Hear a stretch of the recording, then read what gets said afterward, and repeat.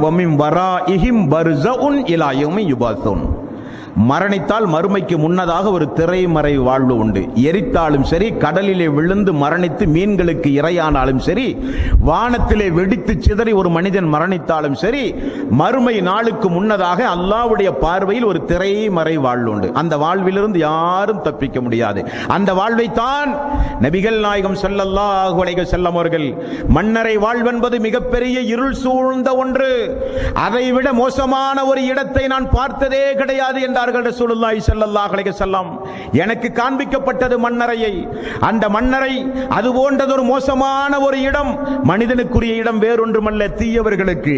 அந்த மன்னரையில் உங்களுக்கு வெளிச்சத்தை வேண்டி, பிரகாசத்தை வேண்டி அல்லாஹ்விடத்திலே நீங்கள் ஒவ்வொருவரும் பிரார்த்தனை செய்ய வேண்டும் என்றார்கள் ரசூலுல்லாஹி ஸல்லல்லாஹு அலைஹி வஸல்லம்.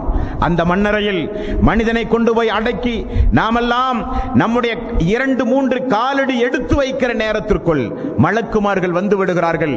ஒரு குறிப்பிட்ட ஒரு சில 4-5 கேள்விகள் கொண்ட ஒரு விசாரணை அங்கே நடைபெறுகிறது.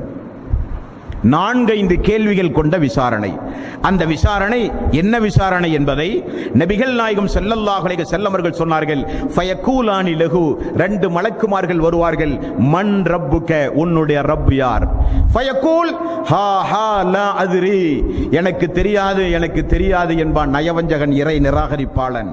ஃபயகூலானி லஹு மா தீனுக, உன்னுடைய மார்க்கம் எது என்று கேட்கப்படும்.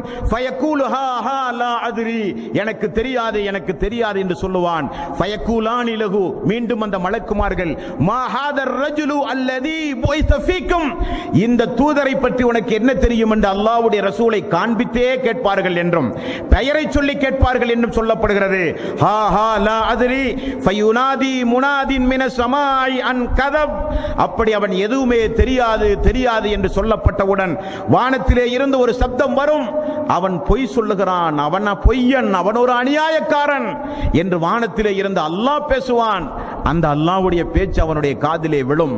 அல்லாஹ் சொல்கிறான், ஃபஃபிரிசூ லஹு மினன் நார், நரகத்தினுடைய விரிப்பை அவனுக்கு விரியுங்கள். ஃபஃப்தஹூ லஹு பாபன் இலன் நார், நரகத்தினுடைய வாசலை அவனுக்கு திறந்து விடுங்கள். ஃபயஅதீஹி மின் ஹர்ரிஹா, அவனுக்கு நெருப்பு காற்றை கபரை நோக்கி வீசச் செய்யுங்கள். வஸமூமிஹா, அது மட்டுமல்ல விஷக்காற்றையும் சேர்த்து அவனுக்கு நீங்கள் வீசுங்கள். அல்லாஹ் அக்பர். எவ்வளவு ஆடம்பரமாக உலகத்திலே வாழ்ந்தான்.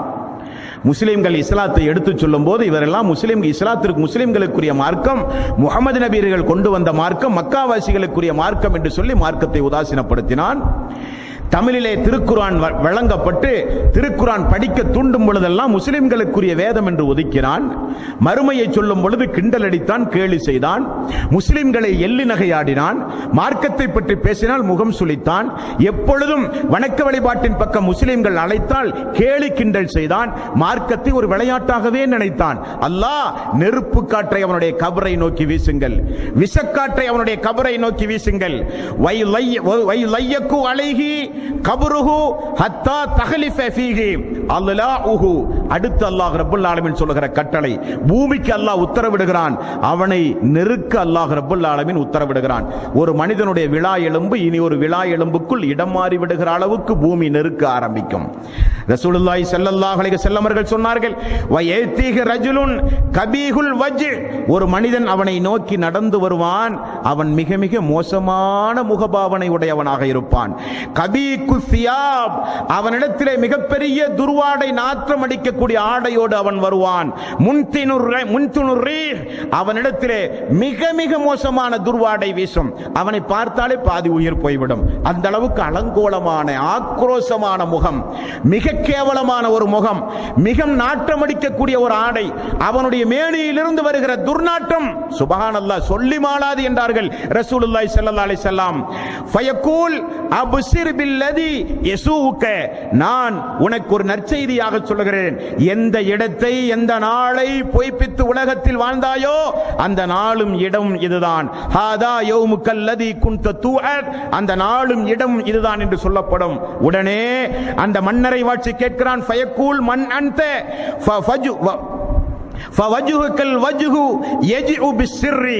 அநியாயத்தையும் அக்கிரமத்தையும் மிகப்பெரிய நஷ்டத்தையும் உன்னை நான் பார்த்தவுடனே விளங்குகிறேனே, மிகப்பெரிய கேவலத்தை கொண்டு வந்திருக்கிறாயே, நீ யார் என்று கேட்கும் போது அன அமலுக்கல் ஹபீஸ், நான் தான் நீ உலகத்தில் செய்த அசிங்கமான அருவருக்கத்தக்க கேவலமான அமல். அந்த அமலை அல்லாஹு தஆலா இப்படி மனித உருவில் என்னை மாற்றி உனக்கு அருகிலே அல்லாஹ் அமர வைத்திருக்கிறான். ஒரு நாளைக்கல்ல, அல்லாஹ் உன்னை இந்த இடத்திலிருந்து எழுப்புகிற நாள் வரை. ஃபயகூல், அந்த மனிதன் சொல்லுவான், ரப்பி லா துகிம், ரப்பி லா துகிம், அல்லாஹ் எனக்கு மறுமை நாளை கொண்டு வர முடியாது, கொண்டு வராதே, இந்த கபர் வாழ்வே என்னால் தாங்க முடியாமல் இருக்கின்றது, அல்லாஹ் எனக்கு மறுமையை ஏற்படுத்தாதே என்று அந்த மனிதன் கதறுவான், அந்த மனிதன் கத்துவான். உடனே மலக்குமார்கள், நபிகள் நாயகம் ஸல்லல்லாஹு அலைஹி வஸல்லம் அவர்கள் கூறுகிறார்கள், உடனே மலக்குமார்கள் மா ஹாதர் ரஜுலு அல்லதீன புஇஸ ஃபீக்கும் ஃபயகூல், ஒவ்வொரு கேள்விகள் அவனிடத்திலே கேட்கப்பட்டு அல்லாஹ்வுடைய ரசூல் சொல்லுகிறார்கள், அந்த நேரத்தில் அவனை அமர வைத்து சும்ம யுல்ரபு பிபித்ரகத்தின், ஒரு இரும்பு சுத்தி அந்த வானவர்கள் எடுப்பார்கள், மின் ஹதீஸி லர்பத்தன் பைன உதுனைஹி, அவனுடைய 2 காதுகளுக்கு மத்தியில் இருக்கிற பிடரையில் ஓங்கி அடிப்பார்கள். நபிகள் நாயகம் ஸல்லல்லாஹு அலைஹி வஸல்லம் அவர்கள் சொன்னார்கள், ஃபயஸீஹு ஸைஹத்தன் யஸ்மஉஹா மன் யலீஹி இல தகலைன், 2 காதுகளுக்கு மத்தியில் அவனை ஓங்கி ஒரு அடி அடிப்பார்கள். அல்லாஹ்வுடைய ரசூல் சொல்லுகிறார்கள், அடித்தால் என்ன நிலைமை ஏற்படும் தெரியுமா? அடிக்கிற மலக்கை அல்லாஹ் எப்படி நியமித்திருக்கிறான் தெரியுமா? சும்ம யுகையலு லஹு ஆமா அபுகமு, அந்த மலக்குக்கு காதும் கேட்காது, வாயும் பேச மாட்டார். அல்லாஹ்வுடைய ஒரு ஏற்பாட்டை பாருங்கள், சுப்ஹானல்லாஹ். அவன் போடுகிற சப்தம், அவனுக்கு கொடுக்கப்படுகிற தண்டனை, கொடுக்கப்படுகிற அந்த மலக்குக்கு காதும் கேட்காது, அவன் புலம்பினால் அவர் வாயும் பேச மாட்டார். அப்படிப்பட்ட சுத்தியிலை கொண்டு வந்து இப்படிப்பட்ட ஊனமுற்ற ஒரு வானவரின் மூலம் அல்லாஹ் தண்டனை கொடுக்கிறான். லவ் லுரிப பிஹா ஜபலுன் லசார துராப், அந்த சுத்தியிலை கொண்டு போய் ஒரு மலையிலே அடித்தால் மலை மண்ணாக போய்விடுமாம். அப்படியானால் எவ்வளவு வரையான தண்டனை அந்த மறுமையின் அந்த கபரிலே அவனுக்கு கொடுக்கப்படுகிற தண்டனை. நரகத்தினுடைய வாசல் திறக்கப்படும், விஷக்காற்று வீசப்படும், நெருப்பு காற்று வீசப்படும், சுத்தியிலை கொண்டு போய் அடிக்கப்படும், பூமி நெருக்கப்படும். இதற்கு மத்தியில் மிகப்பெரிய அலங்கோல துர்நாற்றமுடைய ஒரு மனிதன் நம்மை தடவிக்கொண்டே நம்மோடு பேசிக் கொண்டிருக்கிறான். நாம் செய்த பாவ செயல் மனித உருவில் மாறி வருகிறது. அல்லாஹ் சொல்லுகிறான் 40வது அத்தியாயத்தின் 46வது வசனம், இது போக அவனுக்கு மறுமை நாளில் கொடுக்கப்படுகிற அந்த நரகம் உண்டுமே, அந்த நரகத்திற்கு காலையிலும் மாலையிலும் அவனை கொண்டு செல்லப்பட்டு கொண்டே இருக்கும் என்று அல்லாஹ் சொல்லுகிறான் திருக்குர்ஆனில். 40வது அத்தியாயம் 46வது வசனம், அன்னாரு யுரலூன அலைஹா உதுவன் வ அஸியா வ யௌம தகூமு ஸாஅத்து அத்ஹிலு அலா ஃபிர்அவுன அஸத்துல் அதாப், ஃபிர்அவுனையும் அவனுடைய கூட்டத்தார்களையும் காலையிலும் மாலையிலும் அவர்களுக்குரிய நரக நெருப்புக்குரிய இடத்திற்கு நான் கொண்டு சென்று கொண்டே இருப்பேன் என்று அல்லாஹ் ரப்பல் ஆலமீன் மன்னரை வாசிகளுடைய நிலைமைகளை குறித்து சொல்கிறான். முஸ்லிம் என்கிற நபிமொழி தொகுப்பில் 5500வது நபிமொழியாக நீங்கள் பார்க்கலாம். ஒரு மனிதனுக்கு கபரிலே விசாரணை செய்யப்பட்டு தீர்ப்பு சொல்லப்பட்டு அவன் நல்லவனாக இருந்தால் காலையிலும் மாலையிலும் சொர்க்கத்திற்கு அவன் அழைத்து செல்லப்பட்டு கொண்டே இருப்பான். அவன் ஒரு இறை நிராகரிப்பாளனாக இருந்தால் நரகத்திற்கு காலையிலும் மாலையிலும் அவன் அந்த இடத்தை அவனுக்கு காண்பித்துக் கொடுத்து கொண்டே இருப்போம். எவ்வளவு பெரிய ஒரு அதாப் என்று பாருங்கள், சுப்ஹானல்லாஹ். ஆகவேதானே ரசூலுல்லாஹி ஸல்லல்லாஹு அலைஹி வஸல்லம் அல்லாஹும்ம இன்னி அஊது பிக்க மின் அதாபில் கபர், அல்லாஹும்ம இன்னி அஊது பிக்க மின் அதாபில் கபர் என்று அல்லாஹ்வுடைய ரசூல் அல்லாஹ்விடத்திலே பிரார்த்தனை செய்ய சொன்னார்கள். அதுபோக நபிகள் நாயகம் ஸல்லல்லாஹு அலைஹி வஸல்லம் அவர்கள் ஒரு நாள் மலக்குமார்கள் மீகாயில், ஜிப்ரீல் அலைஹிஸ்ஸலாத்து வஸ்ஸலாம் அல்லாஹ்வுடைய ரசூலை அழைத்து கொண்டு போய் ஒவ்வொரு குற்றங்களுக்கும் உரிய தண்டனைகள் என்ன என்பதை பட்டியலிட்டு காண்பித்து கொடுத்த சம்பவம் உண்டு. ஒவ்வொரு தண்டனைகளையும் அல்லாஹ்வுடைய ரசூல் பார்த்து பார்த்து என்னால் சகிக்க முடியவில்லையே, எதற்காக வேண்டி இந்த தண்டனை, ஏன் இந்த தண்டனை என்று கேட்ட பொழுதெல்லாம் இந்த காரியத்திற்கு இந்த தண்டனை, இந்த காரியத்திற்கு இந்த தண்டனை, இந்த பாவச் செயலுக்கு இந்த தண்டனை, இந்த கொடுஞ்செயலுக்கு இப்படிப்பட்ட ஆதாப் என்றெல்லாம் 2 மலக்குமார்கள் அல்லாஹ்வுடைய ரசூலுக்கு அல்லாஹ்வுடைய ரசூலை அழைத்து சென்று விளக்கிய சம்பவமும் ஹதீஸ்களிலே பார்க்கிறோம். புகாரியில் 1143வது நபிமொழி, 1143வது நபிமொழி.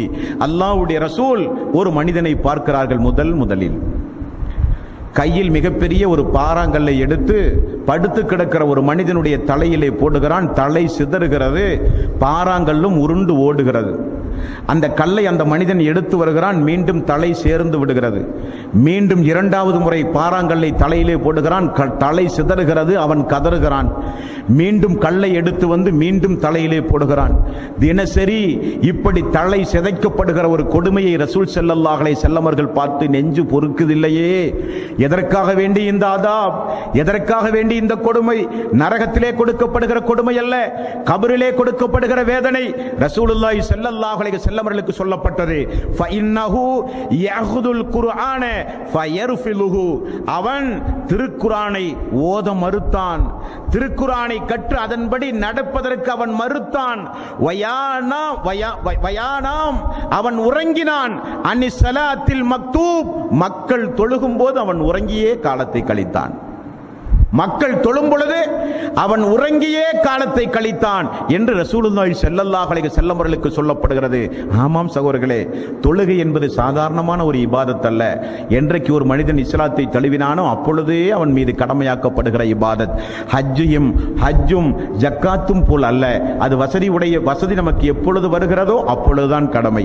தொழுகையை பொறுத்தவரையில் நின்று தொழ முடியாவிட்டால் அமர்ந்து தொழுங்கள், அமர்ந்து தொழ முடியாவிட்டால் படுத்தாவது தொழுங்கள் என்றார்கள் ரசூலுல்லாஹி ஸல்லல்லாஹு அலைஹி வஸல்லம். அப்படிப்பட்ட தொழுகையை பேணாத மக்களுக்கு கபரில் கொடுக்கப்படுகிற தண்டனை இந்த தண்டனை.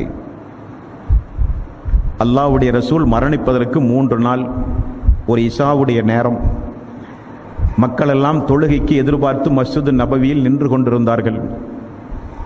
ரசூல் ஸல்லல்லாஹு அலைஹி வஸல்லம் ஆயிஷா அவர்களிடத்திலே மக்கள் இஷா தொழுது விட்டார்களா என்று கேட்டார்கள். இல்லை என்று சொல்லப்பட்டது.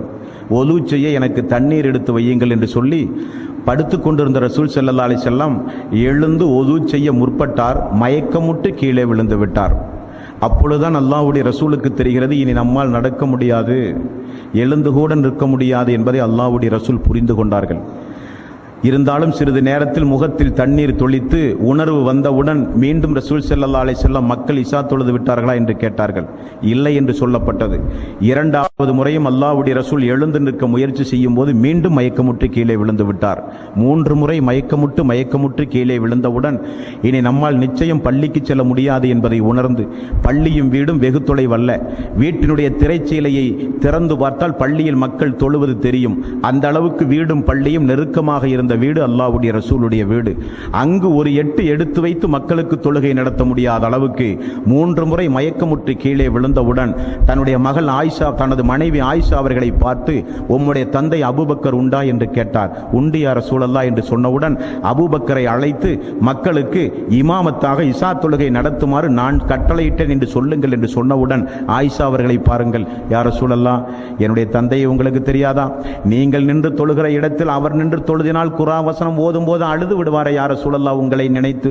ஆகவே உமர் அவர்களை பார்த்து நீங்கள் தொழ வைக்க சொல்லக்கூடாதா யா ரசூலல்லாஹ் என்று சொன்னவுடன் ரசூலுல்லாஹி ஸல்லல்லாஹு அலைஹி வஸல்லம் கண்டிப்பாக அபூபக்கர் தான் தொழ வேண்டும் என்று மிக கட்டளையிட்டார்கள். அல்லாஹ்வுடைய ரசூல் அபூபக்கர் இமாமாக நின்று, அல்லாஹ்வுடைய ரசூல் இனி வரமாட்டார் என்பதை புரிந்து அபூபக்கர் இமாமாக நின்று மக்களுக்கு இஷா தொழுகை நடத்தி கொண்டிருப்பதை ரசூல் ஸல்லல்லாஹு அலைஹி வஸல்லம் கொஞ்சம் உணர்வு விட்டு திரைச்சீலையை அகற்றி பார்த்தார்கள். மக்கள் ஜமாத்தோடு தொழுகிற கண்கொள்ளா காட்சி. உடனே ஃபضல் இப்னு அப்பாஸ் அவர்களையும் அலி ரலியல்லாஹு அன்ஹு அவர்களையும் அழைத்து 2 நபர்களுடைய தோள்களிலும் கையை போட்டு ரசூல் ஸல்லல்லாஹு அலைஹி வஸல்லம் அவர்கள் தோழருக்கு கட்டளையிட்டார்கள், என்னால் நடக்க முடியாது, பள்ளிக்கு என்னை தூக்கிச் செல்லுங்கள் என்றார்கள். என்னால் நடக்க முடியாது, பள்ளிக்கு என்னை தூக்கிச் செல்லுங்கள் என்றார்கள். காரணம் என்ன? ஜமாத் நடக்கும்போது வீட்டிலே இருக்க எனக்கு மனம் இல்லை என்றார்கள் ரசூல் ஸல்லல்லாஹு அலைஹி வஸல்லம்.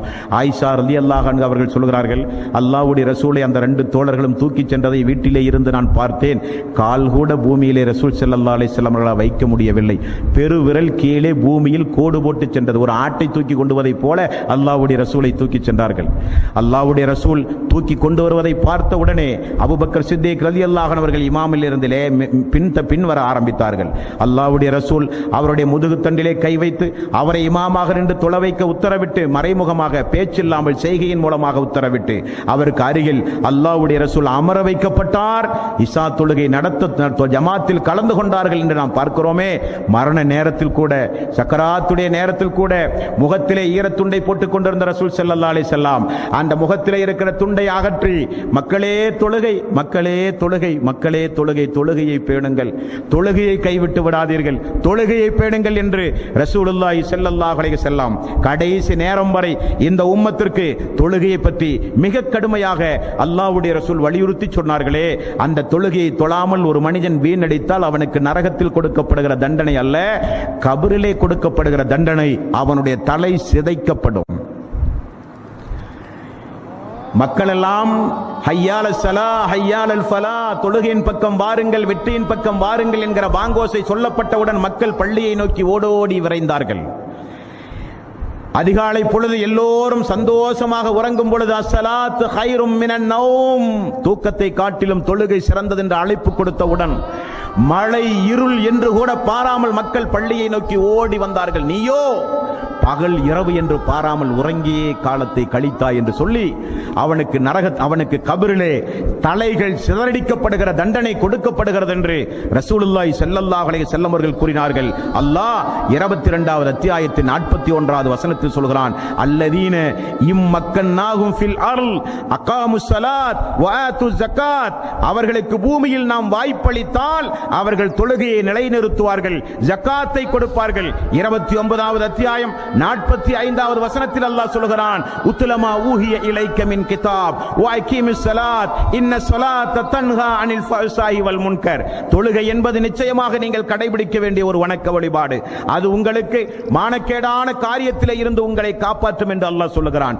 19வது அத்தியாயம் 59வது வசனம், ஃபஹலஃப மின் பஅதிஹிம் ஹல்ஃபுன் அல்லாஹு ஸலாத் வத்தபஉ ஸஹவாத்தி ஃபஸௌஃப யல்கௌன ஐயா, அவர்களுக்கு பிறகு தொழுகையை வீணடித்த ஒரு கூட்டம் அவர்களுக்கு பிறகு உருவானது. மனோ இச்சையை அவர்கள் பின்பற்றினார்கள், பின்னர் அவர்கள் நஷ்டத்தை தான் அவர்கள் சந்திப்பார்கள் என்றும் அல்லாஹ் திருக்குர்ஆனிலே சொல்கிறான். 75வது அத்தியாயம் 31வது வசனம், சக்கராத்துடைய நேரத்தில் இவர்களுக்கும் ஒரு சில தண்டனைகள் உண்டு. உயிர் பறிக்கப்படும் போது அந்த வேதனை தாங்காமல் அல்லாஹ்விடத்திலே இவர்கள் சொல்லுகிற ஒரு வார்த்தை, ஃபலா சத்தக வலா ஸல்லா, அவன் நம்பவும் இல்லை அவன் தொழவும் இல்லை என்று அல்லாஹ் சொல்கிறான். ஏன் அவனுக்கு சக்கராத்துடைய நேரத்தில் வேதனை? அவன் என்னை சரியாக நம்பவும் இல்லை, அவன் தொழவும் இல்லை என்றும் அல்லாஹ் ரப்பல் ஆலமீன் சொல்கிறான். மேலும் அல்லாஹ் 74வது அத்தியாயம் 41வது வசனம் 44 வரை உள்ள வசனம், நரகவாசிகள் சொர்க்கவாசிகள் நரகவாசிகளை பார்த்து கேட்கிறார்கள், அனில் முஜ்ரிமூன் மா சலக்கக்கும் ஃபீ ஸகர், இந்த நரக நெருப்பில் உங்களை நுழைய செய்தது எது மக்களே என்று கேட்கப்படும். அவர்கள் சொல்லுகிறார்கள், மா ஸகர் காலு லம் நக்கு மினல் முஸல்லீன், தொழுகிற மக்களோடு சேர்ந்து நாங்கள் தொழவில்லையே என்று தொழாத மக்கள் நரகத்திலும் தண்டனை வாங்கி பொறுக்க முடியாமல் சொர்க்கவாசிகளை பார்த்து பரிதாபமாக பதில் சொல்லுகிறார்கள் என்றும் அல்லாஹ் திருக்குர்ஆனிலே சொல்கிறான். 2 சாராருக்குரிய தண்டனையை நாம் இன்றைய தினம் பார்த்திருக்கிறோம். மார்க்கத்தை ஏற்காத மக்கள் இருந்தால் தாமதமில்லாமல் மார்க்கத்தை ஏற்றுக்கொள்ளுங்கள். மரணம் வந்தால் உங்களை யாராலும் காப்பாற்ற முடியாது. தொழாத மக்கள், தொழுகிற விஷயத்தில் பேணுதல் இல்லாத மக்கள், தொழுகையினுடைய விஷயத்தில் புடும்போக்காக இருந்த மக்கள், ஃபஜ்ருடைய தொழுகை வாழ்வில எண்ணி பார்க்காத மக்கள் எல்லாம் இருந்தால் தொழுகை விஷயத்தில் பேணுதல் இல்லாமல் இருக்காதீர்கள், தொழுகையினுடைய விஷயத்தில் புடும்போக்காக இருக்காதீர்கள், தொழுகையுடைய விஷயத்தில் கொஞ்சம் விரைந்து வாருங்கள், ஐங்கால தொழுகையை பேணுங்கள், தொழுகையில் தான் கண் குளிர்ச்சி உண்டு என்று ரசூல் ஸல்லல்லாஹு அலைஹி வஸல்லம் அவர்கள் சொன்னார்கள். அந்த தொழுகையை பேணுங்கள், கொடுக்கப்படுகிற தண்டனையிலிருந்து உங்களை நீங்கள் பாதுகாத்துக் கொள்ளுங்கள். இன்னும் நிறைய தண்டனைகளை அல்லாஹ்வும் அல்லாஹ்வுடைய ரசூலும் கூறியிருக்கிறார்கள். இன்ஷா அல்லாஹ் அடுத்தடுத்த தினங்களிலே தொடர்ந்து நாம் பார்ப்போம். வா ஆகிரு தஅவானா அனில் ஹம்துலில்லாஹி ரப்பில் ஆலமீன். அஸ்ஸலாமு அலைக்கும் வரஹ்மத்துல்லாஹி. ரப்பனா இஃபிர் லி வ